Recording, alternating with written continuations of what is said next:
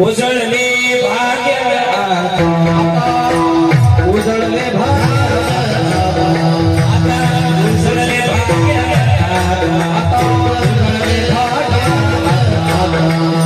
अवघी चिंता वाढली चिंता वाढली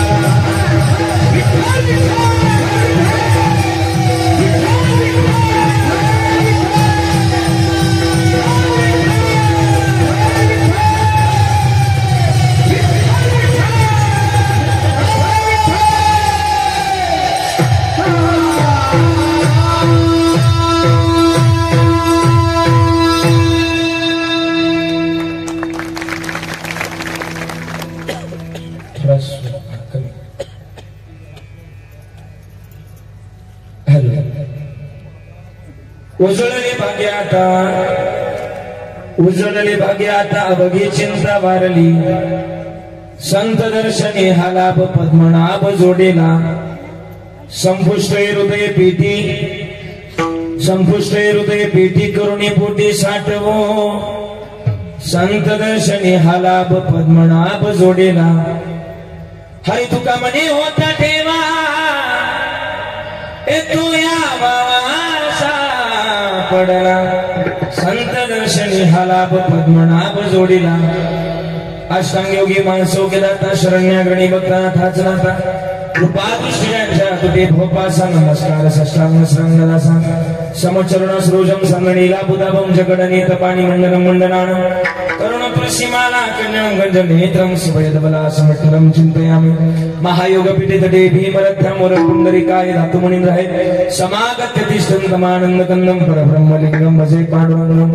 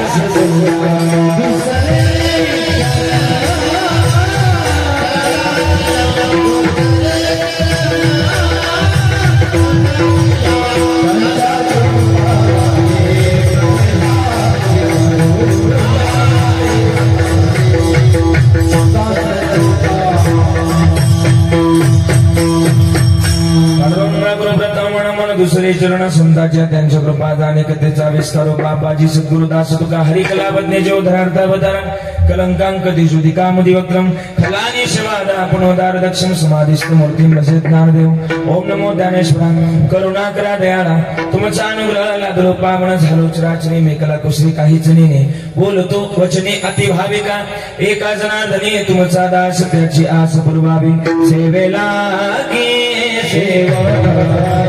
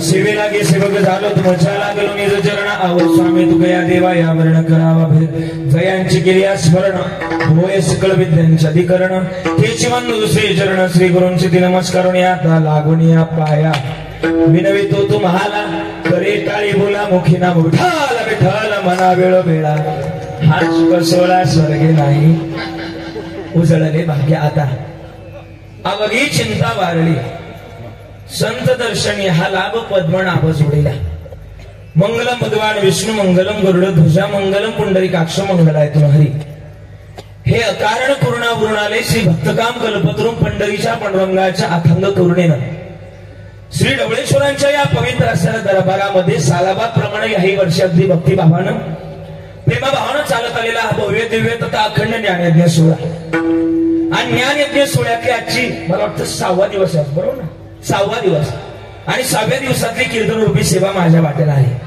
खरं तर मज पामरा हे काय थोरपणा आणि पायची वाहन पायवरी या युक्तीप्रमाणे माझ्या वाटेला आलेली सेवा खरं तर महाराष्ट्रातल्या नामवंत नव्हे तर प्रसिद्ध नव्हे तर सिद्ध कीर्तनकारांच्या यादीतून हा सप्ताह या ठिकाणी सुरू होत आहे आणि सिद्ध कीर्तनकारांच्या यादीतून हा ज्ञानयज्ञ सोहळा सुरू असताना सप्ताहाची जर यादी बघितली तर सगळे महाराष्ट्रातले तपानं ज्ञानानं वयानं तिन्ही गोष्टीने श्रेष्ठ असणारे कीर्तनकार या यादीमध्ये आहे आज माझं भाग्यच नाही परम भाग्य सौभाग्य म्हणावं लागेल अहो भाग्य म्हणावं लागेल का माझ्यावर ढवळेश्वरांची कृपा झाली ढवळेश्वरांनी मला इथं बोलावलं हे सोपं काम नाही मला वाटतं आम्ही कीर्तनकारांचं स्वप्न आहे की ढवळेश्वरांच्या दरबारामध्ये बाबाजी बरोबर ना कीर्तन व्हावं ही इच्छा आहे स्वप्न आहे मला ढवळेश्वरांनी इथं बोलून घेतलं आणि माझ्याकडे सेवा सुपूर्त करण्यात आली माझी पात्रता नाही माझी तितकी योग्यता नसेल पण ढवळेश्वरांनी मला इथपर्यंत बोलवलं आणि मला सेवा करण्याचं सौभाग्य मिळालं आजचं कीर्तन जरी ढवळेश्वरांच्या म्हणजे आज आपल्या या गावामध्ये देवेगावमध्ये चालू आहे पण मला वाटत नाही की मी देवेगावात कीर्तन करतोय आजचं कीर्तन पंढरपुरात चालू आहे याचा प्रतिभास मला अशा गोड आयोजनातला गोड नियोजनातला सोहळा आणि त्या सोहळ्यातली आजची बदलीचं काम माझ्याकडे आलं हा बदलीचं काम जरी माझ्याकडे आलं पण काळजी करायची गरज नाही कीर्तनकार जरी वयानं लहान असला बाळू महाराज इथं पुराव्याला आहे हा कीर्तनकार जरी लहान असला पण ज्या तालमी शिकलो ती तालीम मोठी आहे हा दिसायला जरी लहान असलो पण माझं मी असं म्हणजे अभिमानानं सांगत नाही पण एक वर्णन मात्र महत्वाचं आहे दगड उचकला की ना दगडाखाली महाराज होतो हे तुम्हाला माहिती सगळ्यांना माहिती दगडाखाली महाराज निघला की तो महाराज बारीक असो किंवा मोठा ठणका मात्र बोला एकच आहे त्याच्यामुळे काळजी करायची गरज नाही गोड असं आपण चिंतन करणार आहे मला अजूनही विश्वास बसत नाही की मी ढवळेश्वरांच्या दरबारामध्ये सेवा करतोय सौभाग्य माझं इथं आलोय सगळे गोड असे टाळकरी मंडळी आहे आणि गुरुवर्य ज्ञानराजजी महाराज यांच्या शुभ प्रेरणेने हा सोहळा या ठिकाणी सुरू आहे बाबाजी स्वतः या कीर्तनामध्ये उपस्थित एकदा जोरदार टाळी वाजवून स्वागत करूया उद्या आपण त्यांचं कीर्तन परवा दिवशी आपण कीर्तन श्रवण करणार आहात आणि ज्यांच्या माध्यमातून आपण खरं तर गोड असा आशीर्वाद घेऊन जीवन जगण्याची उर्मी खरं तर मिळवत आहे असे गुरुवर्य श्री ज्ञानराजजी महाराज आज या कीर्तनाच्या व्यासपीठावर उपस्थित आहेत महाराजांचे विशेष होऊन आभार व्यक्त करतो महाराजांच्या चरणाला स्पर्श करून माझ्या पुढच्या शब्दाला सुरुवात करतोय खरं तर सद्गुरु चंद्रकांतजी महाराज यांच्या पुण्यतिथी महोत्सवानिमित्तानं हा ज्ञानयज्ञ सोहळा सुरू आहे आणि ज्ञानयज्ञ सोहळ्याला मला वाटतं यावर्षी 42 वर्ष यावर्षी पूर्ण होत आहेत आणि 42व्या वर्षातलं आजचं 6व्या दिवसाचं कीर्तन रूपी पुष्प माझ्या वाट्याला आलं खरं तर मज पामरा हे काय थोरपण आणि पायची वाहन पायबरी या युक्तीप्रमाणे माझ्या वाट्याला आलेली आजची कीर्तन रूपी सेवा इथं आलोय गोड अशी टाळकरी मंडळी माझ्यापेक्षा वयानं तपाडत ज्ञानानं तिन्ही गोष्टींनी मोठे असणारी परिसरातले मला वाटतं एका गावची नाही ही सगळी परिसरातून या संस्थांवर प्रेम करत आलेली ही सगळी महाराज मंडळी नवे नवे गावगावची भजनी मंडळ आज या ठिकाणी विशेष उपस्थित आहेत त्या जोरदार टाळी या सगळ्या करता वाजवायची सगळ्यांचे आभार व्यक्त करतो विनेकरी बाबांपासून सुरुवात करतो विनेकरी बाबांकडे बघितलं का मला वाटलं आदरणीय गंगागिरीजी महाराज इकडे काय करायला आले तसेच दिसले त्यांचे सुद्धा आभार व्यक्त करतो त्यांच्यापासून सुरुवात करतो ही सगळी टाळकरी मंडळी असतील भालदार चोपदार तुळशीवाल्या माई सगळ्यांचे आभार व्यक्त करतो ही सगळी माझी वडीलधारी मंडळी मागे पुढे उभा राहे संभाळीत आली घात निवारा या युक्तीप्रमाणे सगळे उभे आहेत जे 2 गंधर्व आज या कीर्तनाकरता उपस्थित आहे गाणारे महाराष्ट्रात अनेक आहेत पण ज्यांची गायना करता ओळख नाही तर स्वरा करता ओळख केली जाते असे 2 गायनाचार्य मुख्यतः माझ्या कीर्तनाकरता उपस्थित आहे मला मी थोडस वाक्य बोलू जाईल वेरुळकर बाबा, मी बोलणार आहे थोडस.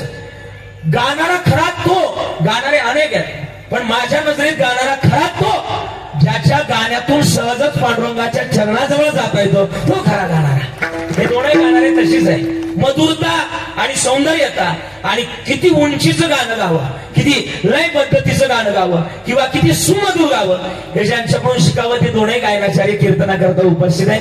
महाराष्ट्रातले नामवंत गायनाचार्य, गायन सम्राट, गान कोकिळा, गानगंधर्व, गोड गळ्याचे मालक, नवे नवे अनेक विद्यार्थी ज्यांनी आळंदी सारख्या तीर्थक्षेत्रामध्ये घडवले असे महाराष्ट्रातले थोर नामवंत गायनाचार्य आदरणीय नारायणजी महाराज खिलारी गुरुजी, एकदा जोरदार टाळी वाजवायची, त्यांचे आभार व्यक्त करूया. गुरुजी या ठिकाणी उपस्थित आहे आणि खिलारी गुरुजींचं गाणं म्हणजे खिलारी जोडी सारखंच आहे.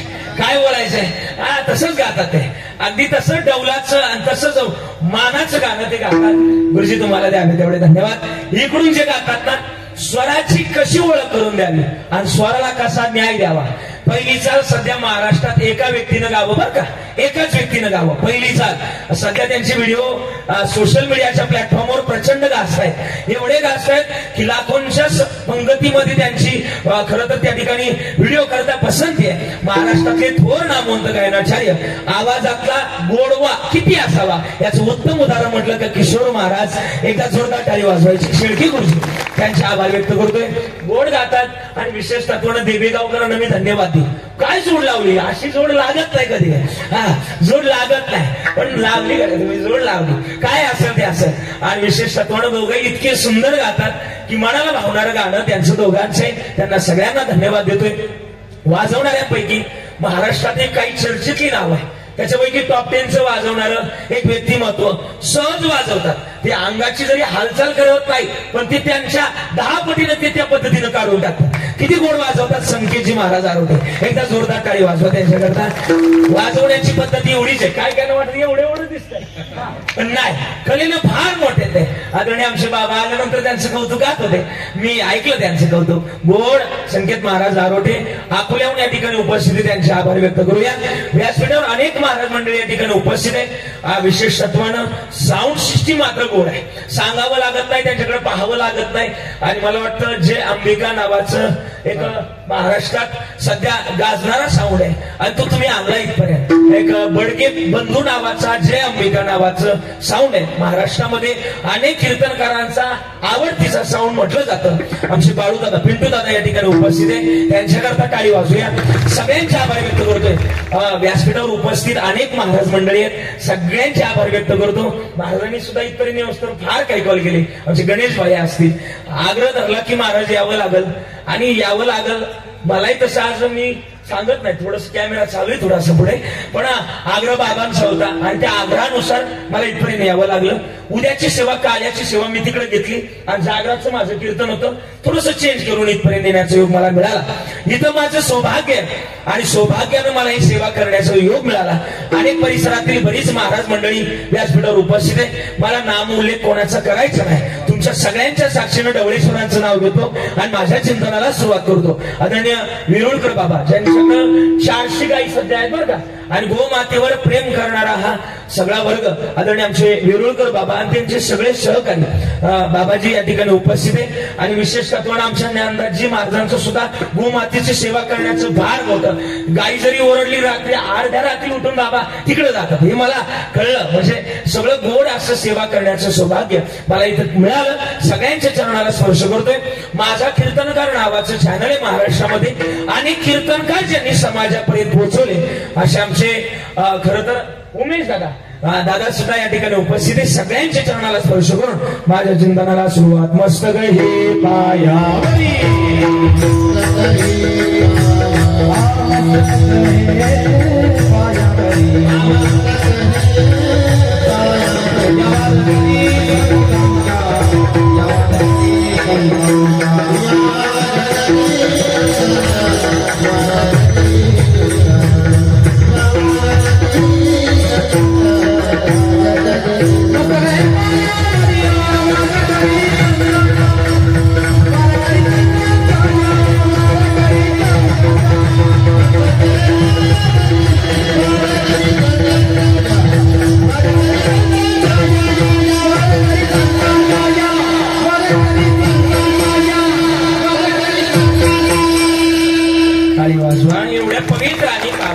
मातीमध्ये तुमचा माझा जन्म झाला.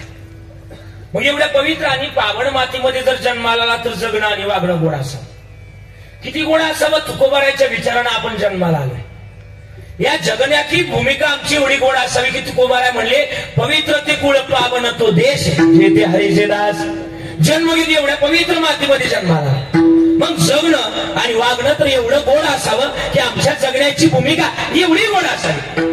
महाराज म्हणले तुकाराम महाराजांच्या मानवी जन्माच्या विचारानं आम्हाला जर जन्म मिळाला तर जन्माचा आभार व्यक्त केले पाहिजे. याच देहामध्ये केलं पाहिजे. कारण की का याच देहामध्ये भजन करतं. याच देहकडे देवाचे भजन आणि काय हे ज्ञान नाही कुठे. आम्हाला उत्तम रित्याचं भजन गाण्याकरता हा नरदे मिळाला. भजन गावं पण शास्त्राची भूमिका अशी आहे. आई बघा झोपायचं नाही. माझ्याकडे सगळ्यांनी पाहायचं. मान तर अजिबात खाली घालायचं नाही. माझ्याकडे वरती पाहायचं. आजीला उठवा त्यांना म्हणा उठवा झोपू नका म्हणा. इकडे बघा मानवी जन्मात एवढ्या पवित्र मातीमध्ये जन्माला. किती पवित्र देव सांगतात जगतातली एवढ्या पवित्र मातीमध्ये जन्माला. मग जगण्याची भूमिका आमची इतकी गोड असेल इतकी गोड असेल. शास्त्रामध्ये असं उल्लेख आहे की माणसानं दिवसातून 3 वेळा आंघोळ केली पाहिजे. किती वेळा तुम्ही जरा बोलली तर मला कीर्तन करता का नाही तर नाही सांगणार माझ्याच्या. किती वेळा आंघोळ करायला सांगितली 3 वेळा आंघोळ करायला सांगितली आणि एकदाच काय ती जेवायला सांगितली. तुम्ही काय करताय जरा मोठ्याने बोला. तुम्ही काय करताय तुम्ही 3 वेळा जेवताय आणि एकदाच वरून मलाही सांगताय. सांगायला तरी म्हटलं पाहिजे. माझं म्हणणं नाही कबीरदास महाराजांचं काय म्हणले ते आवता हात का मानव देह आला ने तुझ दिया. आवता हात का मानव देह आला ने तुझ दिया. खाया पिया सुख से सोया नाच मना खोया. अरे खाया पिया सुख से सोया नाच मना खोया. बचपन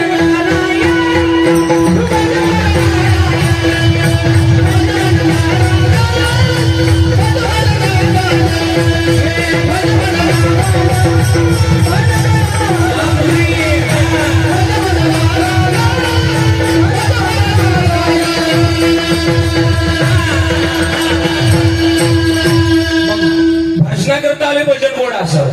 आम्ही म्हणू की परमार्थ म्हातारपणी करायचं नाही जुळत महाराज. आता तरी पुढे हाच उपदेश नका करुणास आयुष्याचा. मग काय केलं पाहिजे. पवित्र कुळातली माणसं आपण भजन भजनाकरता आलोय. महाराज तुकोबारांचं भजन तर एवढं होतं. अरे काय खातो आम्ही का असे असं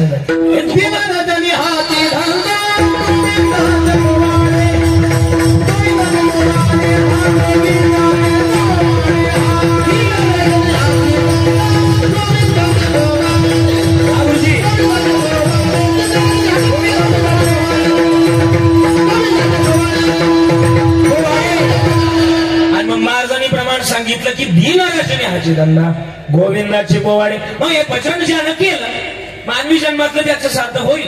पण मग मानवी जन्मात भजनच असावं. लोक भजन कमी करतात आणि लोकांचं भजन जास्त करतात. तुम्हाला कळतं मी काय बोलतोय ते. भजन ज्याचं असेल मानवी जन्मातलं त्याचं आयुष्याचं सार्थकी लागलं.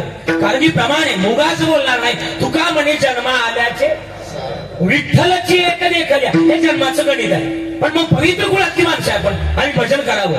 का करावं माहिती का आपण ज्या राष्ट्रामध्ये जन्माला ही भूमी कोणाची. मला उत्तर अपेक्षित आहे. कोणाची भूमी. आपण ज्या राज्यात जन्माला ही भूमी कोणाची. क्या बात आहे. संतांची भूमी. कोणतं राज्य. आपण ज्या राज्यात जन्माला या राज्याचं नाव आहे कर्नाटक राज्य. बरोबर हा म्हणताय ते हा म्हणताय हा बरोबर नाही. हा कशाला नका हा म्हणत जाऊ. महाराष्ट्रात आलोय आपण. कोणतं राज्य बोला बोला कोणतं राज्य. महाराष्ट्र. बरं महाराष्ट्रात जन्माला यातही काय नव्हतं. ज्या जिल्ह्यात जन्माला तो जिल्हा एकेरी नाही पूर्ण बोला. छत्रपती छत्रपती संभाजीनगर. आता ते पहिलं विसरून जायचं. आता बोलायचं चांगलं बोलायचं. कोणता जिल्हा. छत्रपती संभाजीनगर. हा सांगू का थोडस तुमच्या संभाजीनगर बद्दल. जगात सगळं जग एका बाजूला ठेवा आणि छत्रपती संभाजीनगर एका बाजूला ठेवा. का माहिती का सांगू का काय एका संभाजीनगर बद्दल बोलायचे. बाकी अनेक असेल पण मला वाटतं या संभाजीनगर जिल्ह्यामध्ये जेव्हा ज्ञानोबाराची समाधी नव्हती त्या काळापासून समाधीचं वैभव या संभाजीनगर जिल्ह्यामध्ये वैभव. कोणता जिल्हा. जिल्हा कोणता बोला, कोणता जिल्हा? छत्रपती संभाजीनगर. अजून थोडं बोलू. मला वाटतं शंभूराजांचा आवडतीचा जिल्हा म्हटलं तरी संभाजीनगर. अजून थोडं बोलायला गेलं, परमार्थाची आवड जोपासणारा जिल्हा सुद्धा संभाजीनगर. कीर्तन परंपरेवर प्रेम करणारा जिल्हा सुद्धा संभाजीनगर. कीर्तनाची आवड असणारा जिल्हा सुद्धा संभाजीनगर. मला वाटतं आमच्या महाराजांवर प्रेम करणारा सुद्धा जिल्हा सुद्धा संभाजीनगर. मला वाटतं गंगागिरीजी महाराज, नारायणगिरीजी महाराज, सरला बेटवर प्रेम करणारा जिल्हा सुद्धा संभाजीनगर. सगळ्यात जास्त भाविक मंडळी सुद्धा कोणत्या जिल्ह्यात? संभाजीनगर. सगळ्यात जास्त बाण कमी करणारी माणसं कमी म्हटलंय. आणि सगळ्यात जास्त कोरोनाच्या काळात डॉक्टर म्हणले का बाबा तुमचं कॅल्शियम कमी झालंय का, माळा घालून माळा काढणारी सुद्धा माणसं पलीकडच्या. आपल्या नाही म्हटलंय नाही. एवढ्या पवित्र आणि पावन मातीमध्ये जन्माला जगणं गोड करा. काकड्यात गेलंय आता जागा, आता जागा, आता जागा रे बाई नो जागा, आता जागा, आता जागा रे बाई नो जागा, आता जागा, आता जागा, रे बाई नो जागा, आता जागा, रे बाई नो जागा.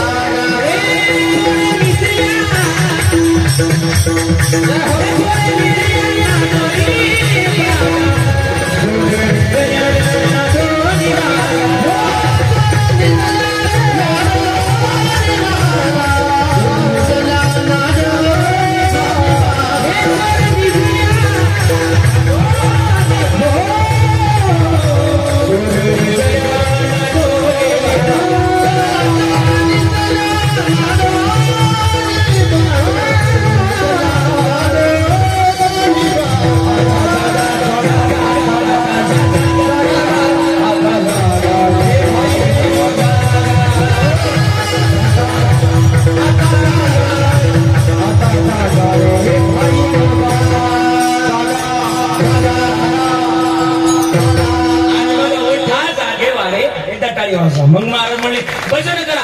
महाराज म्हणले जन्मा करता तेच का नाही गणित महत्वाचे, आणि ते जर गणित जर नसेल ना, नाही तरी गेला काय थोडं पण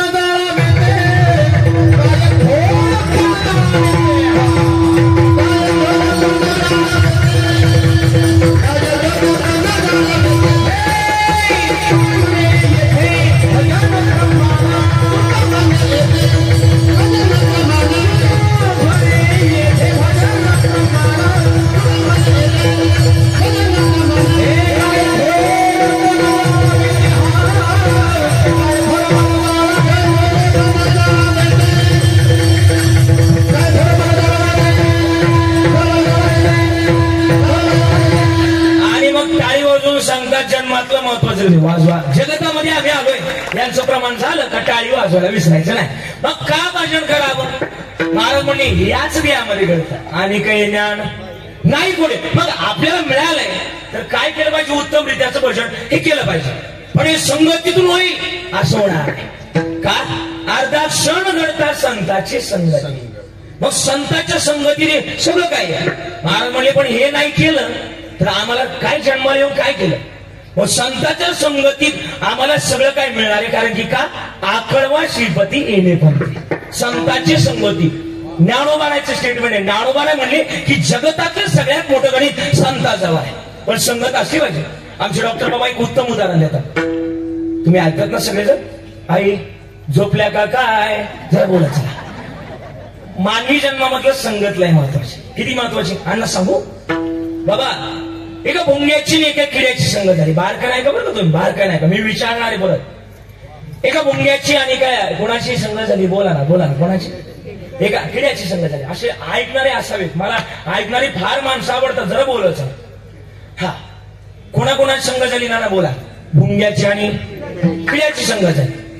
किड्यानं गाणं म्हणून दाखवलं. मित्र वनव्यामध्ये आपलं शपथ पण म्हणायचं नाही आपल्याला. वनव्यामध्ये का गारव्यामध्ये वनव्या सारखा असू द्या, कसा बी असू द्या, पण होता तो. मग गाणं म्हणून दाखवलं.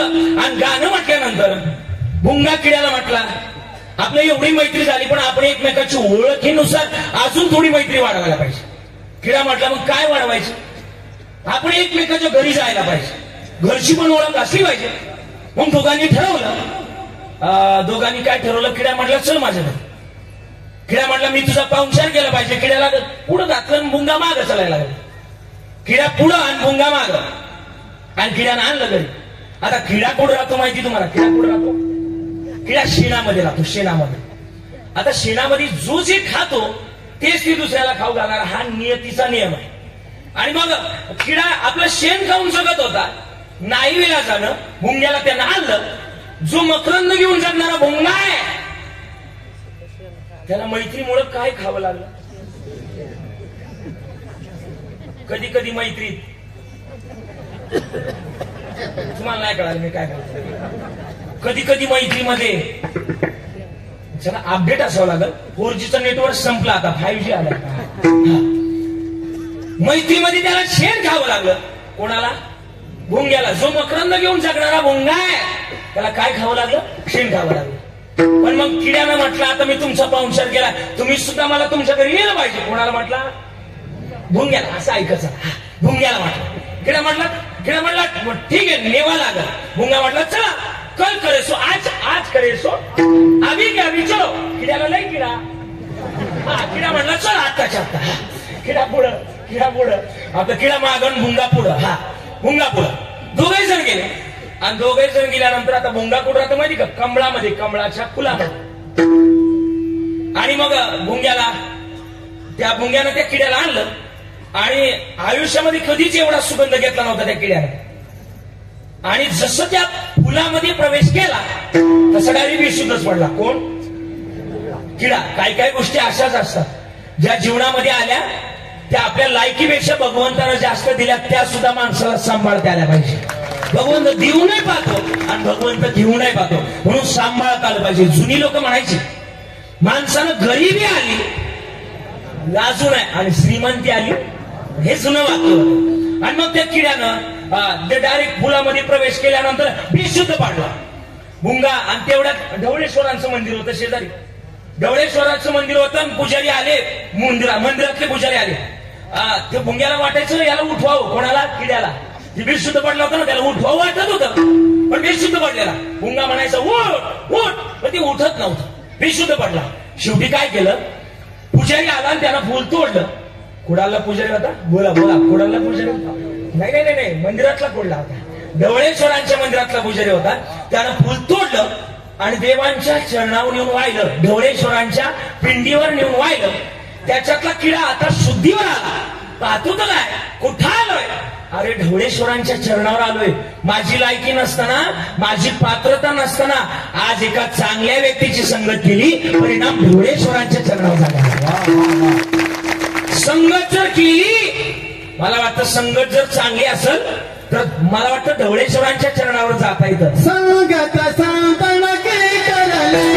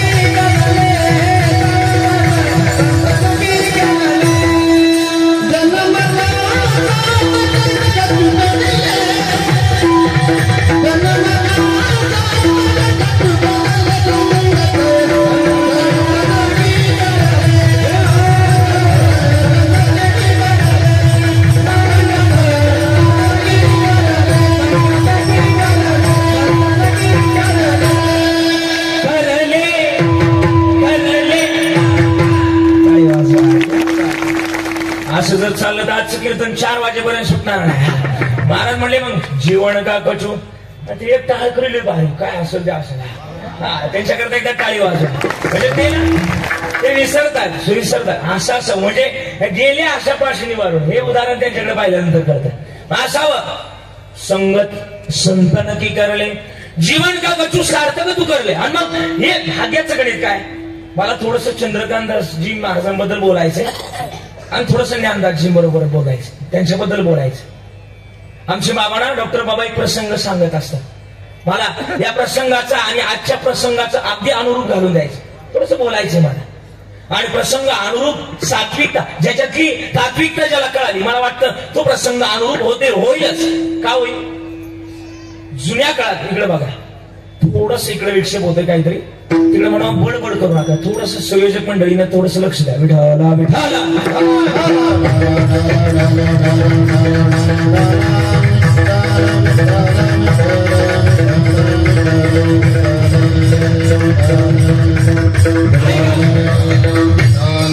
मग संगतीचं वर्णन आम्ही केलं पाहिजे. काय केलं पाहिजे. इकडे बघा माझ्याकडं, इकडे बघा. संगत देवाची जरी केली तर ती अनुरूपच आहे, अनुरूपच आहे. किती गोड आहे. महाराज म्हणले संताची आणि देवाची संगत ही जीवनाकरता पोषकतेची. किती पोषकतेची. महाराज म्हणले देवाच्या सानिध्यात काही गोष्टी आहे. काय. गीतेतला श्लोक आहे, यदा आदित्यगतम तेजो जगत भासे देखीलम या चंद्रमसी अग्नो तत्तेजो विधी मामकम. म्हणजे काय. अखिलम जगतम तेजो मामेको सूर्य नारायणम तेजो मामेको ममय वंशो. इकडे बघा, इकडे बघा. काय नाही झालं. इकडे बघा. तो तर पडदाच सोडायला नव्हता पाहिजे. ते काय झाले, ती आजीची जोडीदारी आली की ती गेली तिकडे भेटायला, असं झालं. हा तुम्ही इकडे बघा. हा सोडून द्या, असं हा राहू द्या. विठाला विठाला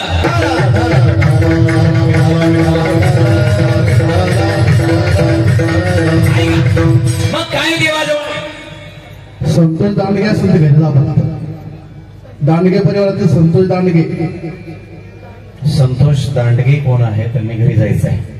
धन्यवाद. विठाला विठाला विठाला.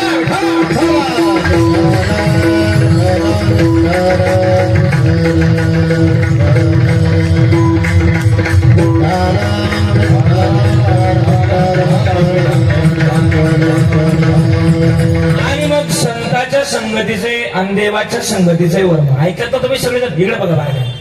मग काय देवाच्या आणि संतांच्या संगतीतलं काय वर्म आहे. महाराज म्हणले संतांच्या आणि देवाच्या संगतीतलं हे वर्म जर जोपासायचं असेल तर मानवी जन्मामध्ये आम्ही त्या देवाजवळ काय हे पहिलं पाहिलं पाहिजे. देवाजवळ काय. गीतेचा श्लोक मी तुमच्या समोर आताच मी म्हणून दाखवला. यदा दित्यगतम तेजो जगत वास आहे. महाराज म्हणले की अखिलम जगतम तेजो मामेको सूर्य नारायणम तेजो मामेको जगतम विश्वम चंद्रम शरीरम हे सगळं काही माझंच आहे. ममय वंशो जीवतो जीवभूत सनातन. मग जगाला चालवणारा, घडवणारा, बोलवणारा मी येते. अजून नाही देणारा सुद्धा मीच आहे. विटेवरी जाचे विटेवरी जाची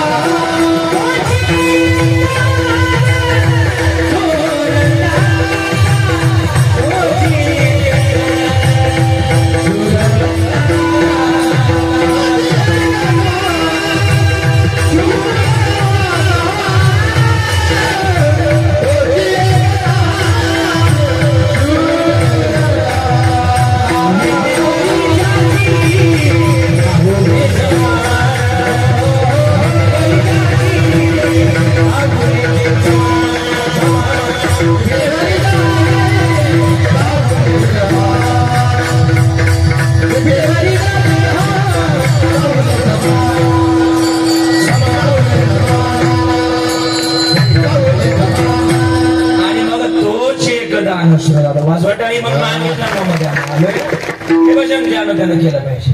मग थोडासा प्रसंग सांगतो. आता बघायचं नाही. आता कोणी बाहेर बघायचं नाही. इकडे लक्ष द्या. सगळे बाहेर पाहता तुम्ही. मला माहिती इकडे लक्ष द्या. आई सगळी इकडे बघा. मग काय देवाजवळ. देवाजवळ काही गोष्टी आहेत. भाग्याच्या संताच्या या गोष्टी देवाजवळ आहे.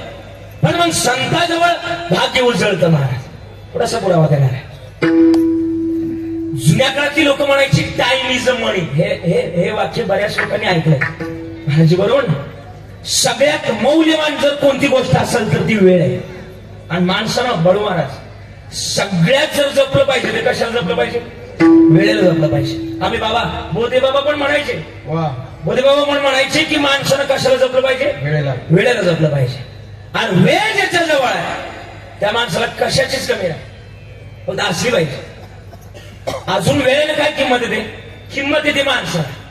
सांगू थोडस, जमीन जर त्याच्याकडे आली महाराज तर जमिनीची किंमत 10 पटीने वाढते. बरोबर?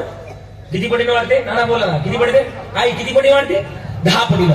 घर जर रस्त्याच्या कडेला बांधलं तर घराची सुद्धा किंमत किती पटीने वाढते? 10 पटीने. पण माणूसच रस्त्यावर आला, बोला ना बोला ना बोला ना बोला ना, त्याची किंमत 0 होते. मग ज्याची त्याची किंमत ज्याला त्याला आहे. आणि एकाचं लग्न असंच बरं का गुरुजी, बरं का, एकाचं लग्न साक्षात लक्ष्मी मातेनं सोन्याच्या पालखीत लावलं. माझा आवाज येतो माझा? ऐका. सोन्याच्या पालखीत लावलं आणि सोन्याच्या पालखीत लग्न लावल्यानंतर ती रस्त्यावर आली. हल्ली रस्त्यावर आलेल्याला कोणी साथ देत नाही. सब पैसे के बाई दिल का साथी आलं ते रस्त्यावर आणि कुणी साथ देईना त्याला. काय करावं? ती गेलं नाशिकला आणि नाशिकला काही साधू लोकांच्या पाला खाऊन दिवस काढायला लागले, फळं खाऊन दिवस काढायला लागले. आता परमार्थ एकमेव अशी गोष्ट आहे की जी सगळ्यांचा अंगीकार करते. यारे यारे सगळ्यांचा अंगीकार करते. आणि गेलं ते नाशिकला गेलं आणि साधू लोकांच्या आखाड्यामध्ये त्यानं दिवस काढायला सुरुवात केली. थोडासा शांत गेलं साधू लोकांच्या. आणि एक दिवस त्याचं लग्न ज्या लक्ष्मी मातेनं सोन्याच्या पालखीतून लावलं होतं ना त्या लक्ष्मी मातेची फेरी तिथून चालली होती. मातेला वाईट वाटलं की याचं लग्न मी सोन्याच्या पालखीत लावलं आणि इथं पाला खाऊन दिवस फळं खाऊन दिवस काढताय. मातेला वाईट वाटलं. मातीनं एक हिरा तयार केला. हिरा हिरा हिरा ठेवीता ऐरणी वाचे मारिता जुगणी तोची मोल पावे. तो हिरा त्याच्या समोर टाकला. तो हिरा उचलला. म्हटलं आता घरी जातो, बायकोच्या हातात हा हिरा देतो. बायको मला बोला ना बोला ना, बायको मला घरात घे. घरी निघालं आणि घरी निघाल्यानंतर गावाबाहेर एक नदी होती. म्हटलं आत्ता पाणी पितून आत्ता घरी जातो. डोक्यामध्ये माझ्यासारखा फेटा आणि फेट्याच्या आडीमध्ये त्यानं हिरा खावला आणि पाणी पिण्याकरता बोला ना बोला ना, पाणी पिण्याकरता वाकलं. जसं वाकलं तसा हिरा पाण्यात, हिरा पाण्यात, हिरा पाण्यात पडला. असं बोलतं मला बोलण्याची अपेक्षा. हिरा पाण्यात पडला. हे माणूस अख्ख्या मंडपातून तुमची चॉईस मला आवडली, सोबत घेऊन जाणार मी कीर्तन. म्हणजे अशी बोलणारी माणसं परगडा असावी.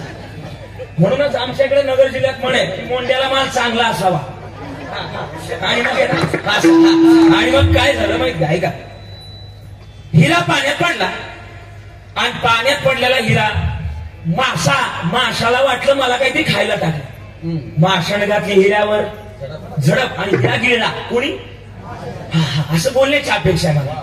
माशाने हिरा गिळला आणि गिळल्यानंतर यानं पाण्यामध्ये उडी टाकली. पण आता मासा हाती लागल वय लागला नाही लागला. शेवटी म्हणला उपाय नाही, आपलं बाहेर निघा. 2 तास पोहिला, बाहेर निघला. गावाकडे पाहिलं, जंगलाकडे पाहिलं. म्हटलं काय उपयोग होणार नाही, बायको मला घरात घेणार नाही घेणार. परत म्हटलं चला आपल्या जंगलाकडे पाला खायला गेलो. दुसऱ्या दिवशी लक्ष्मी मातेची फेरी चालली. ती मातेला वाईट वाटलं, काल याच्या समोर मी हिरा टाकला तरी इथंच कस काय. मातेने त्याच्या समोर दुसऱ्या दिवशी अनमोल किमतीचा 9 रत्नाचा हार टाकला. हार टाकला. यानं हार उचलला. आत्ता घरी जातो बरं का आई, आई ऐका ना, आत्ता घरी जातो. बायकोच्या गळ्यात हार घालतो. बायको मला घरात घेईल. घरी निघालं. गावाबाहेरच्या नदीपाशी आलं आणि नदीपाशी आलं. पण म्हटलं पाण्याकडे न्यायचं. पाण्याकडे नेलं का काय होतंय, पाणी पडतंय. म्हणून काय केलं, फेटा आणि हार कोणीच रस्त्याला काढून ठेवला आणि पाणी प्यायला गेलं. वरून घार चालली ती. घारीला तो हार चमकला. घारीनं घातली त्या हारावर झडप. गार हार घेऊन गेली. यानं एवढं झाल्यानंतर म्हटलं बायकोला माझी दया येईल, बायको मला घरात घेईल. घरी निघालं. घरी गेलं. दरवाजा वाजवला. आतून आवाजाला कोण आहे? हा म्हटलं मी आहे. दरवाजा उघड. बायको आली. दरवाजा उघडला. कशा करता आलात? अगं काल मला हिरा सापडला. ती म्हणली द्या, तेवढा तरी जपून ठेवते. हा म्हणला पण गावाबाहेरच्या नदीमध्ये पाणी प्यायला गेलो आणि हिरा पाण्यात. आज काय लालात? आज मला नवरत्नाचा हार सापडला. ती म्हणली द्या, तेवढा तरी जपून ठेवते.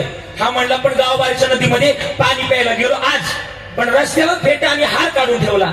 वरून घार आली, गार हार घेऊन गेलो. एवढं उत्तर ऐकून बायकोनं हळहळ व्यक्त करायला पाहिजे काय गुरुजी? बायको म्हणली 2 दिवस पाणी पिले नसते तर काय मेले असते का? वरून टाळ्या वाजवता. अजून वाजवल्या पाहिजे, वाजवायला नव्हते लावले नाही. म्हणजे जरा नाकाच्या घरची उलटीच पुरा. आणि मग असं द्या. आणि मग ती म्हणली नाही सांग. तिनं घरात घेतलं नाही. पुन्हा यायला बोला ना पाला ती काढून दिलं. आणि तिसऱ्या दिवशी लक्ष्मी मातेची बेरी चालली. ऐका बरं का, तुमच्या लय फायद्याचं आहे आजचं कीर्तन. लक्ष्मी मातेची बेरी चालली आणि मातेला वाटलं तिसऱ्या दिवशी की 2 दिवस याच्या समोर मी हिरा आणि हार टाकते, रीतच कस काय? माता विचार करत असताना हे आई बरं का, मातेसमोर एक आकृती तयार झाली. हे माते, याला तू किती रे, याच्या ते नशिबात नाही, याच्या ते भाग्यात नाही. माझं नाव आहे भाग्य, आणि जर मी त्याला दिलं तरच ते त्याला मिळेल, अन्यथा मिळणार. लक्ष्मी माता म्हणले मला पटवून द्या. लक्ष्मी माता म्हणले मला पटवून द्या. भाग्य म्हणले 1 मिनिट थांबा. भाग्यानं 1 रुपयाचं नाणं तयार केलं. किती रुपयाचं? 1 रुपयाचं नाणं तयार केलं. कोणी तयार केलं? भाग्यानं तयार केलं. आणि त्याच्या समोर फेकलं. खन्न आवाज झाला आणि 1 रुपयाचं नाणं त्यानं उचललं. म्हटलं 1 रुपयाचं काही कोण टाकते अजून त्याच्या लक्षात आलं नव्हतं. 1 रुपया उचलला. आता घरी जातो, या 1 रुपयाची काहीतरी वस्तू खरेदी करतो आणि मग बायकोकडे जातो. बायको या 1 रुपयात मला घरात घेऊ हा विचारानं तो घरी निघाला. रस्त्यानं जात असताना एक कोळी दादाचं दुकान त्याला लागलं आणि कोळी दादाच्या दुकानात एक मोठी मासे होते. यानं तो 1 रुपयाला मोठा मासा खरेदी केला. घरी निघालं, पण मासा तयार करण्याकरता जळण लाकडं लागतात म्हणून एका झाडावर चढला. ज्या झाडावर चढला त्या झाडावरची वाळलेली लाकडं मोडायला लागला. त्याच झाडावर त्या घारीचं घरटं आणि याचा फेटा आणि त्या हार त्या घरट्यामध्ये होता. तो फेट्यातून त्या फेट्यातला हार आणि फेटा यानं खाली घेतला आणि घरी निघाला. एका हातात सरपण, एका हातात मासा, हार घेऊन घरी निघाला. रोजची नदी लागली. आज म्हटलं मेलो तरी चालल, पण पाणी प्यायचं नाही. पाणी पिलं नाही. नाही पिलं पाणी. आणि मग घरी गेलं. दरवाजा वाजवला. आतून आवाज आला, कोण आहे? हा म्हटलं मी आहे. बायकोने याचा आवाज ऐकल्यानंतर टेम्परेचर 105 डिग्री सेल्सिअस वर नेलं. याचा आवाज ऐकल्यानंतर तन तन तन तन तन तन तन तन तन तन तरी दरवाजापाशी आली आणि धाडकन. हा जरा जोरात उघडला, तो हळूच होता. हा धाडकन दरवाजा उघडला. धाडकन दरवाजा उघडल्या बरोबर यानं त्या बायकोच्या गळ्यात तो नवरत्नाचा हार टाकला. जसा बायकोनं तो हार पाहिला, बायकोचं टेम्परेचर कितीवर होतं? 105. Absolutely right. 105 वर होतं. बायकोनं जसा हार पाहिला 105 वरचं टेम्परेचर एका सेकंदात -0 आलं. बायको म्हणली बदामाचं दूध करू का, बदामाचा शिरा करू? हा म्हणला काहीच करू नको. तुला मासा आवडतो ना, हा मासा घे आणि काप. बायकोनं विचार नाही केला, तो मासा घेतला आणि तो मासा कापला. तो मासा कोणता होता माहिती का? ज्या माशानं तो हिरा घेतला. आता माझा एक प्रश्न आहे देवेगावकरांना, बोलणार तुम्ही सगळे. लक्ष्मी मातेने जे काही त्याला दिलं ते त्याला मिळालं का? नाही मिळालं. मग हे त्याला किती रुपयात मिळालं? 1 रुपया. पण हा 1 रुपया त्याला दिला कोण? भाग्यानं दिला. मी सांगू, तुमच्या जवळ सुद्धा 1 रुपया आहे बरं का? सांगू ऐकायचं ना मला. तुमच्या जवळ सुद्धा 1 रुपया आहे. आपले चंद्रकांतदासजी महाराज आणि आपले ज्ञानदासजी महाराज म्हणजे आपला 1 रुपया.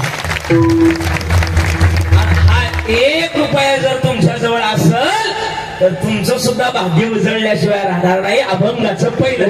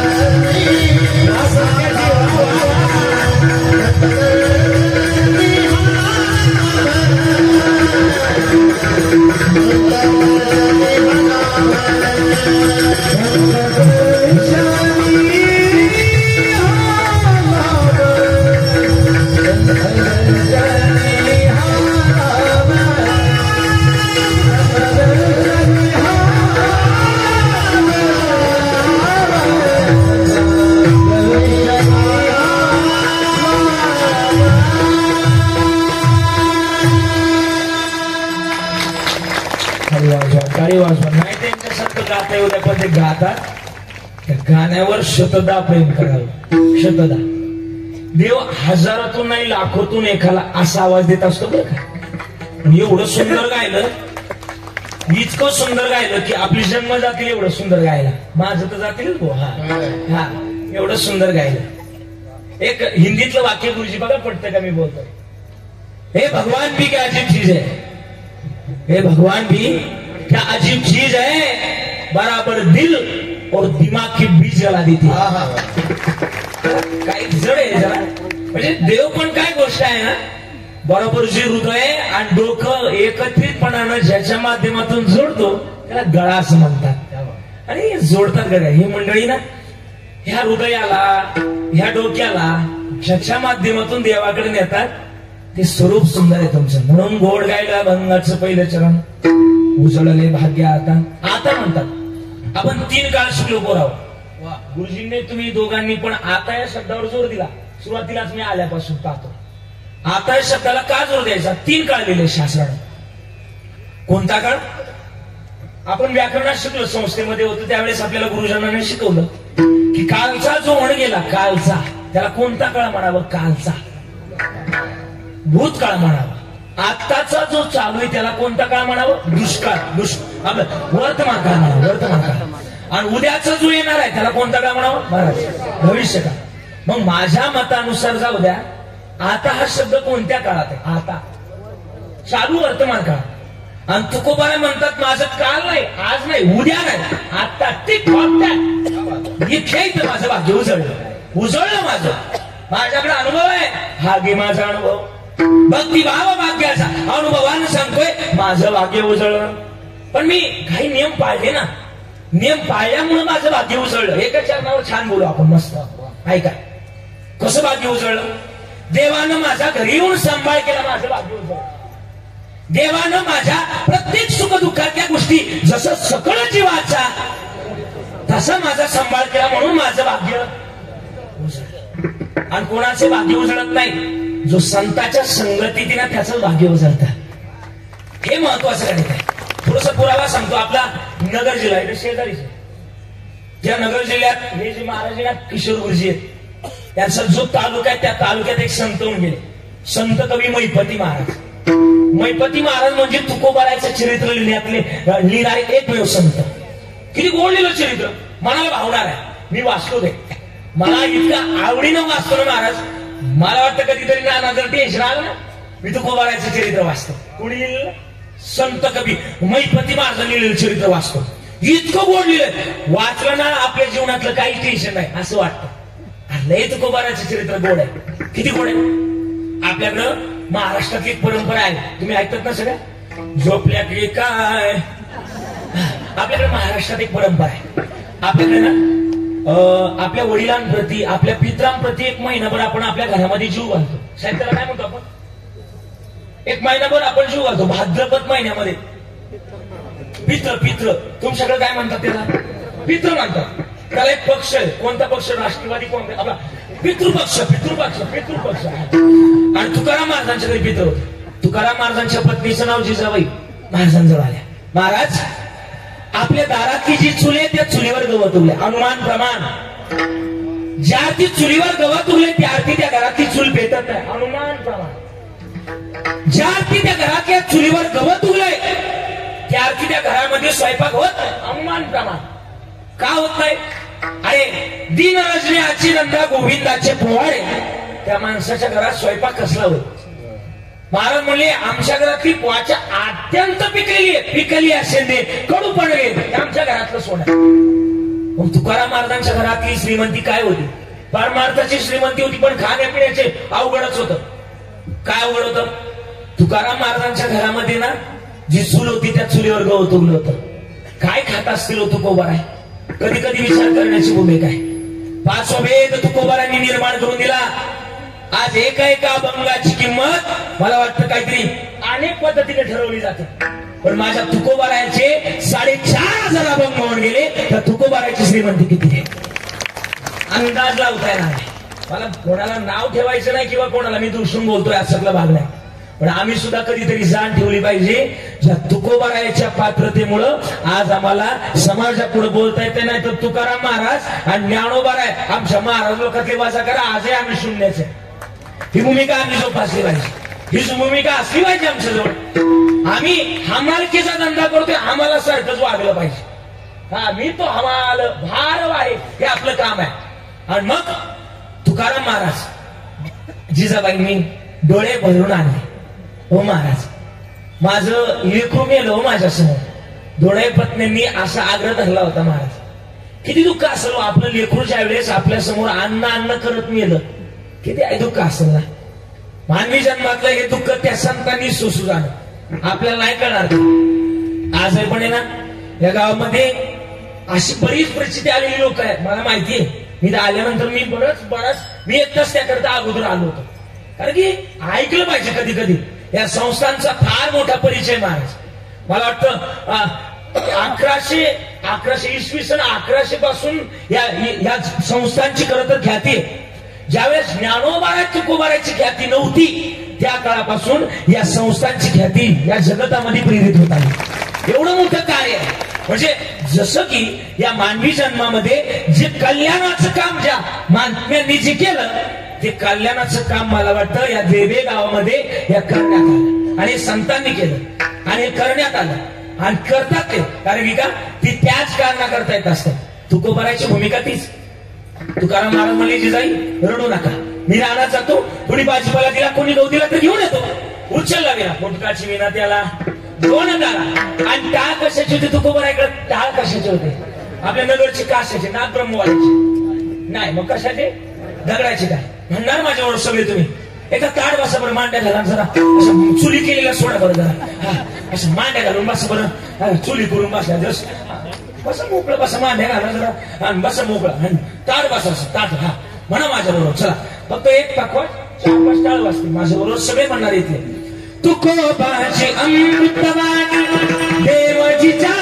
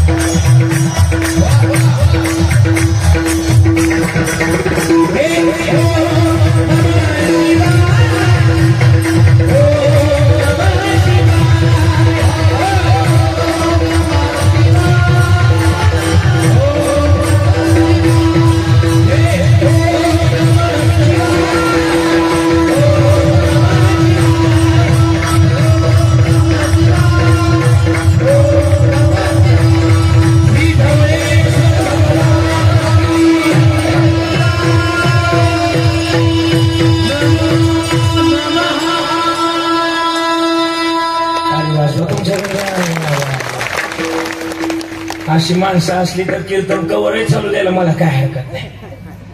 आणि मग 10:30ला 5 मिनिटं कमी असताना तुकाराम महाराज निघाले भजन करत करत.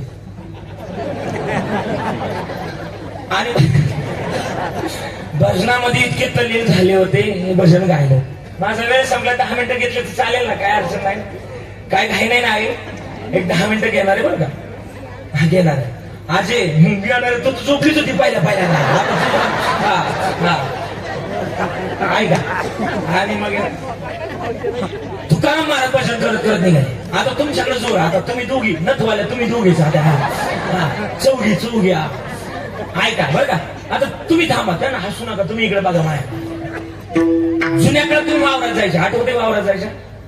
वावरात गेल्या काही गोल मोठं रिंगण तयार करायचे वावरात. गावातून हांड्यानं पाणी न्यायच्या, त्या रिंगणावर वतायच्या. वतलं तर तुमचा मालक यायचा, त्याच्यावर बैल फिरवायचा.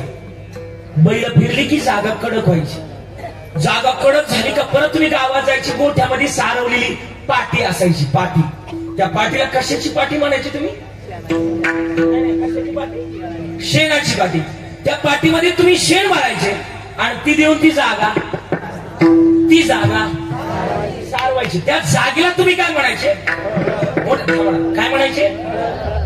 नाही, आवाज नाही आला माझा. काय म्हणायचे? खळ म्हणायचे. आता तुम्हाला कळतंय खळ. तुमच्या नातवंडा नाही विचारा बरं खळ. व्हॉट इज दिस खळ? तुम्ही खळ्यावर जर गेला तर गव्हाच्या 5 शेंड्या असायच्या. त्याला काय म्हणायचं आपण? पाचुंदा. ज्वारीच्या 5 शेंड्या असायच्या, पाचुंदा. गव्हाच्या पुढच्या वंब्या. तुमच्याकडे काय म्हणतात त्याला? वंब्या. ज्वारीची बाजरीची पुढची कणस. ती कणस धान्य झालं का धान्याला तुम्ही धार दिलं, ज्याच्यावर उभी राहायची तिवा. तिव्यावरून धान्य खाली पडलं का ती लोटायला असायची. गोड धान्य झालं का गरीला फॉर्च्युनर असायची. नाही, फॉर्च्युनर नाही.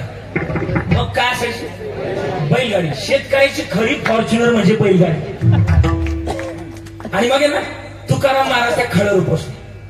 10:30 बरोबर 2च मिनिटं बाकी होते आणि खड्यावर पोहोचले. कोण? तुकाराम महाराज. सावकाराच ओ तुझे इकडे या इकडे. आणि मग तुकाराम महाराज आहे. कशा करता बोलवलं? तुकाराम महाराज कशा करता बोलवलं? अहो एवढं गहू करू लागत. चोऱ्या होत्या तेवढं जर चोरीला गेलं तर राहिलं काय? तुम्ही म्हणता ना जगाच्या कल्याणा, मग तसं हे करू लागत. तुम्ही गहू करू लागा. हे कोणी लिहिलेलं चरित्र आहे?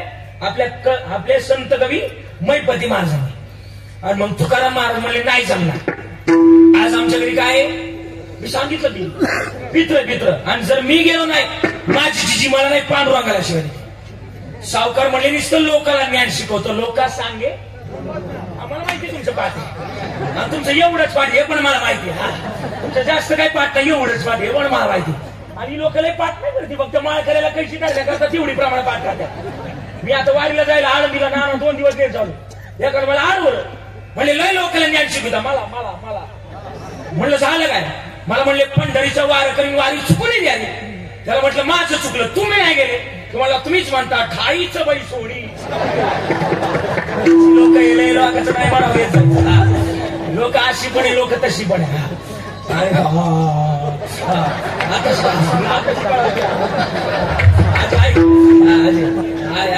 आणि मग काय झालं माहिती का? तुकाराम महाराज म्हणले खरं बोल येता चाले त्याची वांधावी पाहू. महाराजांनी घेतली ती होळ आणि लागले ते गव्हाचे वांबे हाणायला लागले. रामकृष्ण हरी भजन करायला लागले. पांडुरंग परमात्मा म्हणले आज खा शिव्या. कोणाच्या? जिजाबाईंच्या. आणि जिजाबाई शिव्या काही नीट देत नव्हत्या. कोणाला? पांडुरंगाला. अरे अरे आपलं पुढं अधिकार नाही, एवढंच बोल, आपण पुढं नको बोलायला. आणि मग जिजाबाई म्हटल्या ते पांडुरंग परमात्मा म्हणले शिव्या खायच्या नाही ना, मारुतीला बोलवलं. मारुतीला पांडुरंगाने मारुतीला बोलवलं. निरोप दावला. इकडे मारुतीला कसं करतं बोलवलं. मारुतीला कसं करतं बोलवलं. मारुतीला बैल वा बैल. मारुतीला म्हणले काय पटलं पाहिजे, माझं काही क्रेडिट आहेच का नाही. माझ्याकडे जरी क्रेडिटचं कार्ड नाही पण तरी माझा विषय हार्ड आहे. आप्पा नाही म्हणाले. त्याला थोडाफार इंस्टाग्रामचा पण अभ्यास असावा लागतो.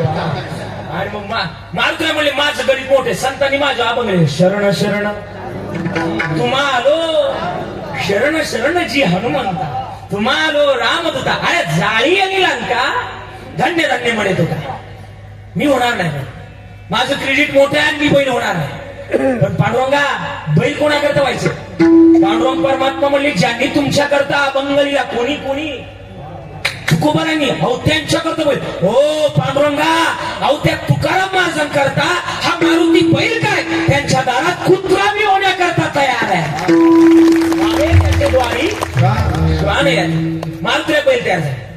बैलगाडीला किती बैल असतात? आहे किती ग? 2 बैल. आता एक बैल तयार केला. आई कोणता? मारुतीराय. बरोबर ना.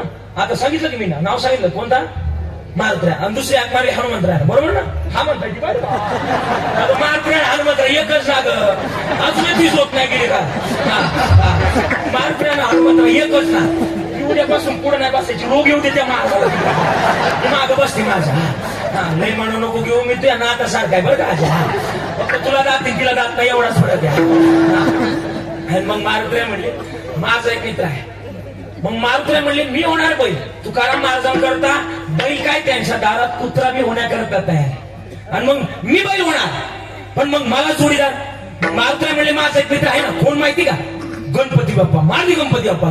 गणपती बाप्पा इकडे या. गणपती बाप्पा आले. गणपती बाप्पा आले. मारुतीला लागले ना असेल आमच्या पप्पा आणि गणपती. माहिती तुम्ही वाजवणार एवढं प्रमाण फेड बसलं पाहिजे. कीर्तन करा असं बाय उखडा टाकला का मुसळातून बाहेर निघला पाहिजे.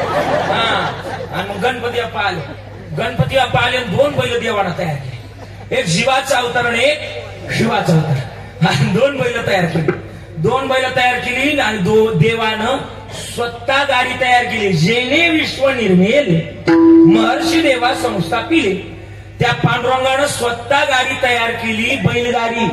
गाडीमध्ये कणी भरली गव्हाची. आपल्याकडे लापशी करता लागते. तुमच्याकडे लापशी होते? लापशी गोड होण्याकरता काय लागतो? गुळ. सुगंध सुटण्याकरता एवढीच असती बघा विलायची. आणखीन सुगंध सुटण्याकरता गावठी गायचं तूप. आता राहिलंच नाही तूप. मम्मीला म्हटलं बघ तूप, मम्मी म्हणती चूप. हा, आणि देवानं गाडीत काम दिलं तूप भरलं. गाडी निघाली पंढरपुरातून. पंढरपूर कुठे आहे? भीमा तिरी एक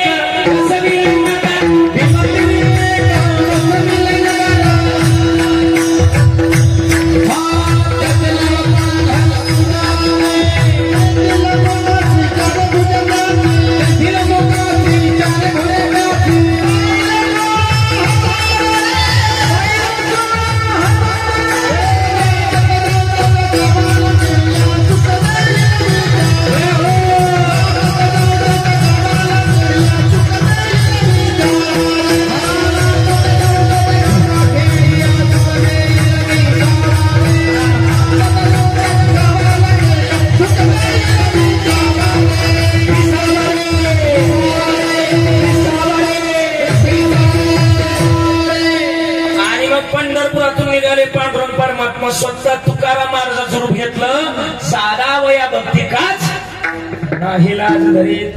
स्वतः पांडुरंगानं तुकाराम महाराजांचं रूप घेतलं. स्वतः तुकाराम महाराज झाले. बघा आपल्या करता देव कोणत्या रूपात येण्याकरता तयार आहे. म्हणून दारात आलेल्या भिकाऱ्याला, दारात आलेल्या गरजूला कधीच त्याच्या गरजेला 1 रुपया जरी असेल ना तरी त्याच्या दानपत्रात टाकायचं. का टाकायचं? देव कोणत्या स्वरूपात आपल्या घरी येईल काही सांगता येत नाही. म्हणून माणसानं ओळखायला शिकलं पाहिजे. बऱ्याच लोकांचं म्हणणं आहे की गुरुजी बरं का, बऱ्याच लोकांचं म्हणणं आहे की देव माझ्या घराला आला पाहिजे. देव घराला येतोय पण जातोय पण तरी आपल्याला वेळ लागत नाही. काय येतो माहिती का? अरे ज्या घरामध्ये ओळखून जायला जातो तुम्हाला लगेच कळलं आपल्या घरात देव आहे का नाही. ज्या घरात दया, क्षमा, शांती या 3 गोष्टी असतील त्या घरात त्याने समजून जायचं की माझ्या घरात देव आलाय. दया, क्षमा, शांती ते आमदार आपलं देवाची वस्तू. हा, देवाची वस्तू. आणि मग तिथं समजले लोक असते तिथे. हा, आणि मग तिथं देवाची वस्तू होती. देवानं 2 बैल तयार केली. गाडी झुपली. गाडीवर नाव टाकलं भाग्यलक्ष्मी. भाग्य त्याच्याकडे होतं, लक्ष्मी त्याच्याकडेच होती. अशी 2 तत्वावर चालणारा मालक पांडुरंग परमात्म्यानं गाडी तयार केली. आता मी इथून त्या समृद्धीवरून इकडे टर्न घातला. मला गुरुजी 2 पिकापी लागल्या. आता येताना इकडच्याच होत्या. तुमच्या आलं लक्षात. तुम्ही माझ्या मागच होते. 2 पिकापी लागल्या इकडच्याच होत्या. तुमचं इमेज किती आहे? 20. हा मग बरोबर तुमच्याच होत्या. त्यानं फाळकेव काय लिहिलं माहिती का? फाळकेव काय फाळकच म्हणतो ना आपण जरा. फाळकेव काय लिहिलं माहिती का? बघतोस काय रागानं वर चेक केलंय वाघानं. म्हणलं वाढवा. आणि पहिला वाघ निघून गेला. दुसरा वाघ आला. त्याला काय लिहिलं माहिती का? आला बाया दाजीबा. लोक काय नाव टाकते काय सांगतो. आणि देवानं गाडी तयार केली रे. गाडीवर सगळं लिहिलं. गाडी तयार केलेलं.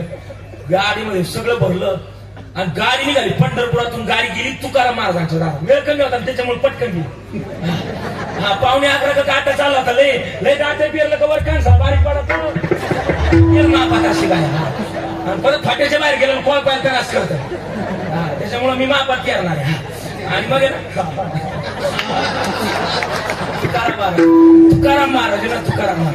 तुकाराम महाराजांच्या घरी देव निघाले. आणि देव निघाल्यानंतर स्वतः तुकाराम महाराज झाले. दारात आले. जिजाईने हाक मारली. दिले होता थोडासा इकोला. जिजाई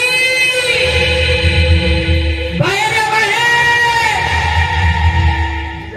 मला मालिकेवाल्याने बोलावलं होतं असं बोलायला. मी गेलो नाही. कीर्तन कोणी करायचं. आणि मग ते जिजाई बाहेर आल्या. जिजाईने गाडी बघितली. आता इको कमी केलं. आणि मग ना जिजाई बाहेर आल्या. जिजाईने गाडी बघितली. गाडीचं मटेरियल बघितलं. बैल बघितली. बैल धुतलेली होती. आपल्या इकडची होती गुळशिडाची. आणि मग ती बैल बघितली. गाडी बघितली. तुकाराम महाराजांच्या अंगावरची कपडे बघितले. जिजाईंना डाऊट आला. काय देवानं घाई गडबडीत कपडे बदलायची विसरूनच गेले होते. आता देवाच्या अंगावर मागातला कपडा बघतोस काय रागानं लिनन घातलंय वागानं. हा, आणि देवाच्या अंगावर मागातला कपडा. जिजाईंना वाटलं काहीतरी गडबड आहे. दाल में कुछ, दाल में काला नाही, दालच काली लगती मुझे. और बता दो इधर भी दया इधर कुछ तो गड़बड़ है।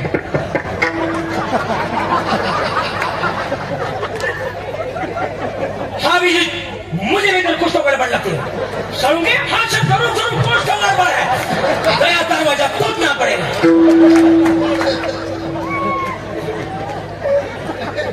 तुम्हाला नाही कळलं मी काय बोलतो काय ना आत कळण काय ना घरी गेल्यानंतर शिआयडी पाहिलं शिआयडी जिजाई म्हणलं काय तुला गोड पडे जिजाई गेले आंबाबाई जिजाई आंबाबाईकडे गेलं ना आंबाबाईला म्हटले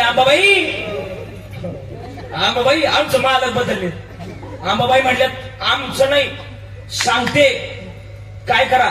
आंबाबाई म्हटल्या मी काहीच बोलणार नाही। जिजाबाई तोपर्यंत म्हणून मोकळ्या झाल्या काय आमचे महाराजात बदलले पार मार्ग सोडलाय प्रपंचाला लागले। हे जर खरं असेल तर इथून पुढच्या काळात तुमच्या अजूनदा उपवास करणार म्हटल्यानंतर आंबाबाई आले अजून टेन्शन मध्ये। आंबाबाई म्हटल्या तुम्ही काहीच बोलू नका। कोणाला म्हटल्या जिजाबाईंना म्हटल्या तुम्ही काहीच बोलू नका। हे आलंय ना हे आमचं आलंय आमचं तुमचं अजून गऊच करते तिकडे खळ्यावर। सगळ्या जगाच्या मालकानं खाली घेतलं आणि तुकाराम महाराजांच्या घरी पितृजीव घातली। तुकाराम महाराज म्हणले माझं भाग्य उजळलं का देवानं माझा सांभाळ केला कसा भाग्य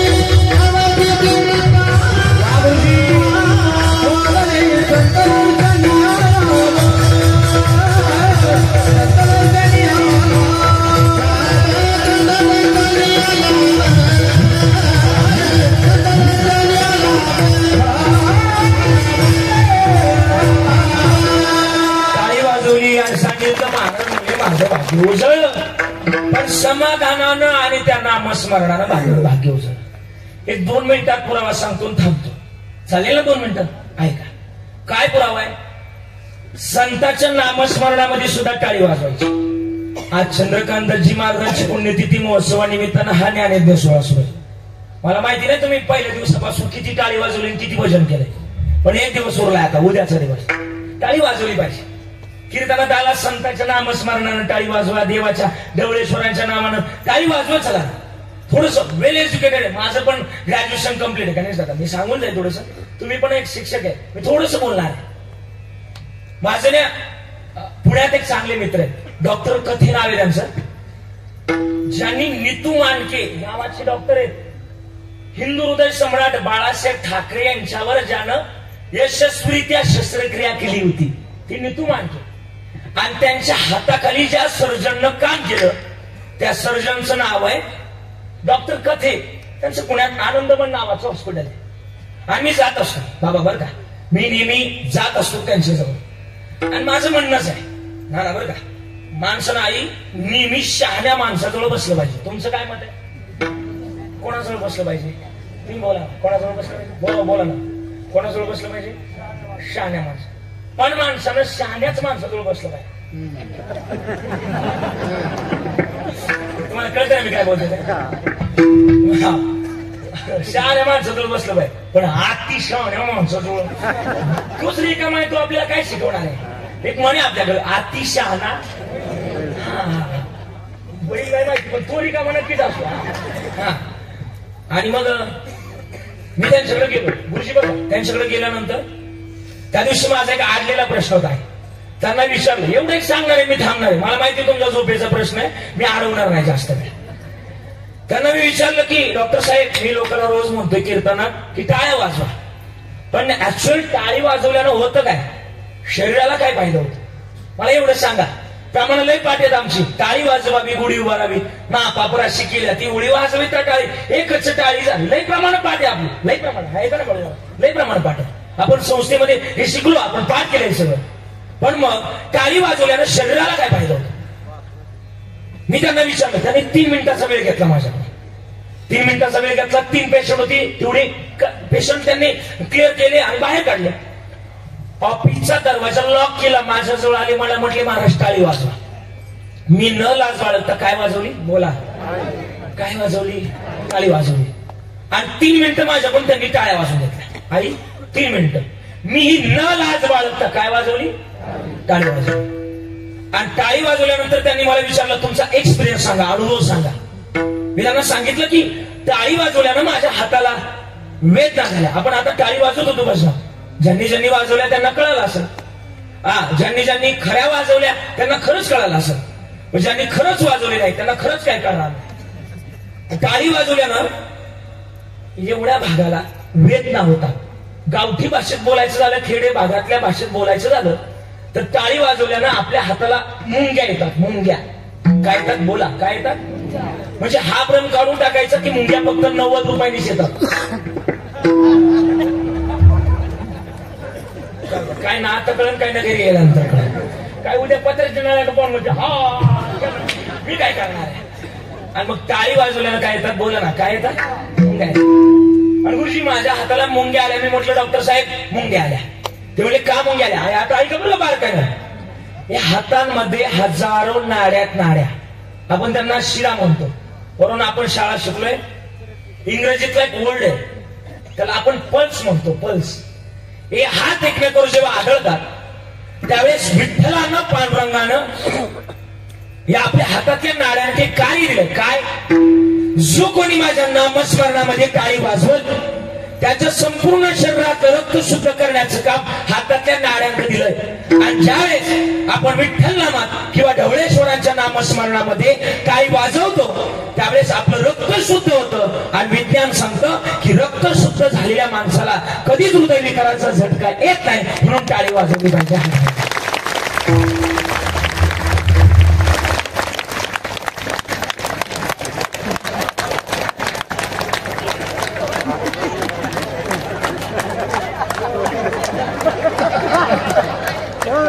कीर्तन सुरू झाल्यापासून म्हणतो ना वाज वाटा, कोणीच वाजवलं नाही. आता फायदे समजले बाम त्यासारखं तुटू तुटू पडल्या.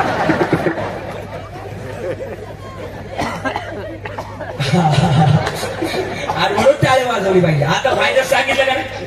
मग टाळीचं महत्व संतांच्या नामस्मरणामध्ये सुद्धा आहे. तुका म्हणे पापे जाती संताची आहे. मग एक नामस्मरण केलं पण हे पुढं करायचंय. महाराज म्हणले मग आमच्याकडे वेळ कमी, चला पटपट बोलायचं आपल्याला.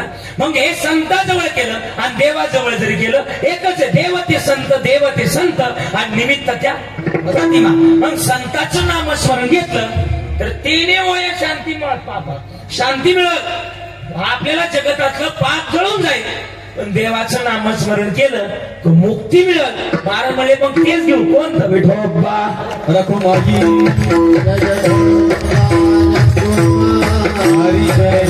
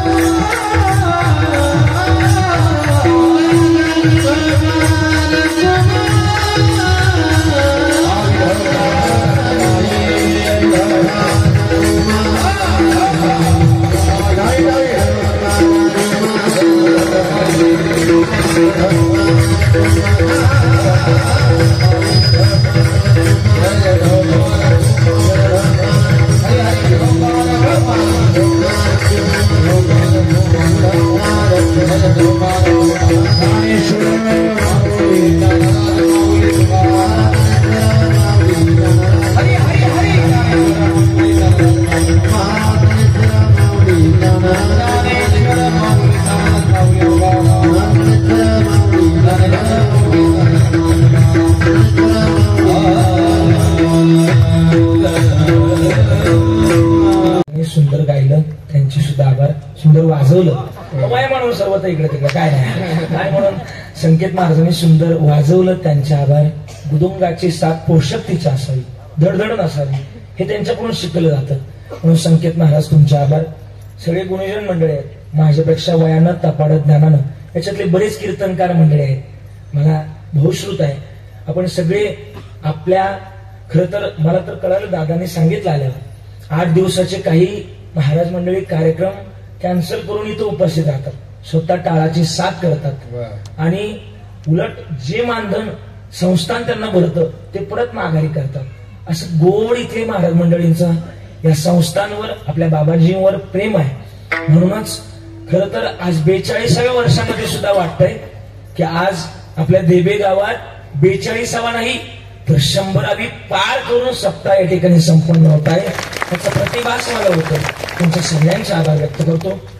ही जुनी मंडळी या वयात सुद्धा या वयात ज्याला किंमत आहे या वयात सुद्धा या वयात ज्याला किंमत आहे. नाही तर या वयातली लोक खाली बसतात गुडघे दुखतात पाठ दुखते नाही उभं राहत आहेत. पण ह्या वयात सुद्धा तुम्ही काळाची एवढी पोषकतेची साथ करताय. मला वाटतं ढवळेश्वरांनी तुम्हाला हे बळ दिलं असावं म्हणून तुम्ही इथपर्यंत काळाची साथ करताय. तुम्हाला सगळ्यांचे आभार. पुन्हा एकदा गुरुवर्य ज्ञानदासजी महाराजांच्या चरणावर माझा माथा टेकवतो. त्यांच्या चरणावर आजची सेवा समर्पित करतो. कारण की का ही परंपरा आहे. मला वाटतं एक परंपरेतल्या माणसाजवळ काय असू शकतं हे त्यांच्या जवळ गेल्याशिवाय कधी कळत नाही. महाराज त्या व्यक्तीजवळ असं एवढं आहे एवढी मोठी परंपरा आहे पण एकाही पर्सेंटेज अहंकार नावाचा शब्दच नाही बाबांजवळ. मी आलो एवढं मोठे मठाधिपती आहे त्यांच्या माध्यमातून MP UP सारख्या राज्यामध्ये त्यांच्या हाताखालची पोरं उत्कृष्ट पद्धतीचे मठाधिपती होत आहेत. पण ह्या बाबांना एकाही गोष्टीचा याबद्दल अहंकार नाही. मला वाटतं जगातलं हे मोठं आश्चर्याची भूमिका म्हणजे आपल्या बाबा. अशा साधूची सेवा करण्याचा योग माझ्या जीवनात आज आला. कदाचित आजचा दिवस हा माझ्याकरता इतका भाग्याचा असेल की मी पांडुरंगानं एवढा भाग्याचा दिवस माझ्या जन्मात आणला. म्हणून माझ्या 7 जन्माचं जरी मी त्याच्या जन्मावर त्याच्या चरणावर जरी डोकं ठेवून जरी ऋण भाग फेडण्याचा प्रयत्न केला तरी त्या पांडुरंगाची ऋण मला फेडता येणार नाही. एवढा भाग्याचा दिवस माझ्या पांडुरंगानं माझ्या जीवनात आणला. म्हणून अशा साधूच्या चरणावर मी माझा माथा टेकवतो. श्री संतांचे माथा चरणावरी साष्टांग हे करी दंडवत. कीर्तनाकरता आचार्य वेरुळकर बाबा उपस्थित आहे. त्यांच्या सुद्धा चरणाला मी स्पर्श करतो. त्यांचे सगळे सहकारी मंडळी आपण सुद्धा उपस्थित राहिलात. आदरणीय किशोर गुरुजी आदरणीय नारायण खिलारी गुरुजी दोघांनी इतकं सुंदर गायलं की माझं कीर्तन एका बाजूला होतं आणि त्यांचं गायन इतकं उंचीचं होतं की मला वाटत होतं माझं कीर्तन राहू द्यावं दोघांचं सुंदर गायन ऐकावं. इतकं सुंदर दोघांनी गायलं. काही बाजूला दोघांचे इतके पण म्हणून आभार व्यक्त करतो. आणि माझ्यासारख्या सामान्य कीर्तनकाराला ती एवढी पोषकतेची साथ करतात. ते पाहत नाही कीर्तनकार छोटा असो किंवा मोठा असो. गरीबाला तेवढ्याच पद्धतीचं साथ आणि श्रीमंताला तर देतात त्याच्यात काय विशेष नाही. कारण की तिथं जास्त असतं काय गोष्टी. आणि पण तरी मला त्यांनी सांभाळून घेतलं. सगळ्या टाळकऱ्यांनी मला खूप गोड साथ दिली. तुम्ही माझ्यापेक्षा वयानं तपानं ज्ञानानं सगळ्या गोष्टींनी मोठ्या पण तरी मला या लेकराला सांभाळून घेतलं. आज तुम्हाला लई त्रास दिला ग 2 तासात लई त्रास दिला.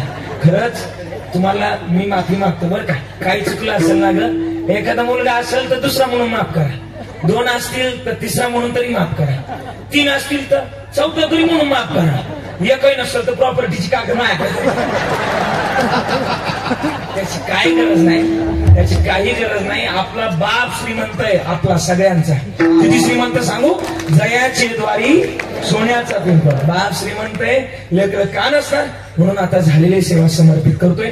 शेवटची चाल झाली आहे आणि म्हणून आता वाणीला पूर्ण विराम. हवामान खात्याच्या अंदाजानुसार आताच निर्णय आलाय की शेवटची चाल झालेली आहे. त्याच्यामुळे आता वाणीला पूर्ण विराम देण्याची गरज आहे. आपण सगळेजण हात वर करूया आणि ढवळेश्वरांचं भजन करून थांबूया पुढे. चला सगळ्यांनी हात वरती करायचे आणि गोड टाळी वाजवायची. सगळ्यांनी असं नाही करायचं. सगळ्यांनी नीट हात वरती करायचे आणि गुरुजी आपण ठरवायचे कोणतं भजन म्हणायचं. फक्त महादेवांचं ढवळेश्वरांचं भजन म्हणायचं. ओम नमः शिवाय.